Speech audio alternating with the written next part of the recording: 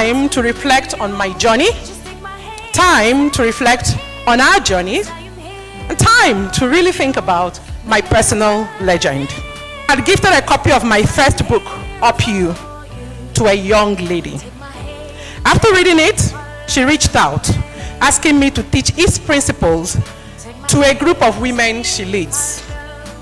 It was this request that gave rise to Up You with Ezine on radio. And from this bridge, our conference is born. The one thing I like about this conference is that we are not perfect. And we're not trying to be perfect. Nobody is perfect.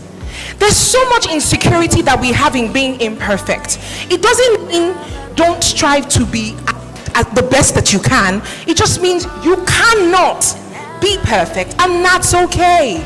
When I realized that it was important to kill that narrative that women do not support each other, I knew that everywhere I stepped into, every opportunity I had to hold this mic, I would hug it and tell women, you are so beautiful. Research also shows that lifelong learners have superior cognitive health as they get older. As they get into the geriatric stage, they're much more alert, like my mummy here. For those people who were not born women, who think they can be women, who pretend to be women,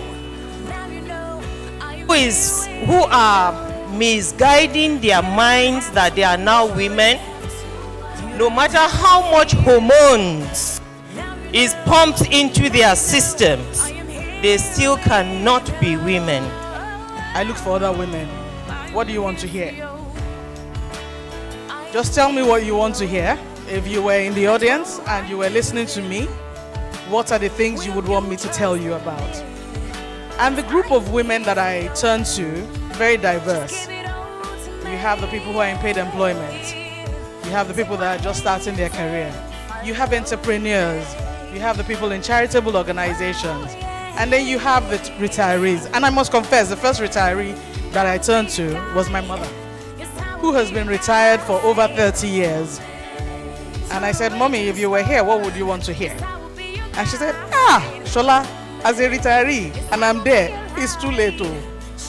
We need to reach that happy stage of our development when differences and diversity are not seen as sources of division and distrust, but of strength and inspiration. She says that whenever she thinks of their meeting, courtship, and marriage, she reminds herself that one must never consider themselves beneath others, or that you can never find things in common with others of a different background. Once you have a happy self-esteem, you can relate confidently with others. No, sincerely, we are not talking.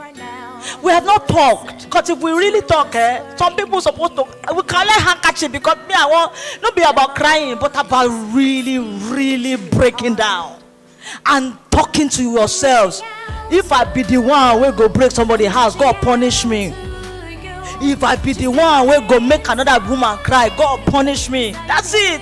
Because we live in a climate where when you suffer loss, especially the loss of a husband, it's as if you've lost your identity. It's as if life as you know it comes to an end. And then also the stigma and everything, where people look at you as less than human. There's so many things that I've seen in this season, but personally I had to take a personal decision that my loss will not define me. Listening is a creative force. It is the incontrovertible half of communication. You cannot say you've communicated without listening.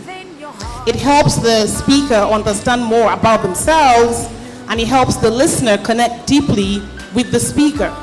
You talk about the bridge, so that's a major bridge for me is support, and being able to fulfill my professional desires and dreams and aspirations comes from the support that I have at home.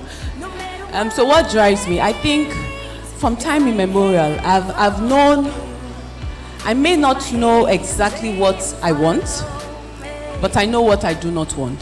The bridge between good sex and marriage. Speak to me. Can we say sex? We say pleasure.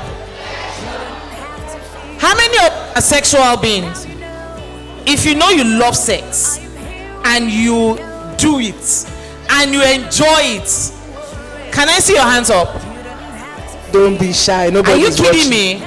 We don't get laid.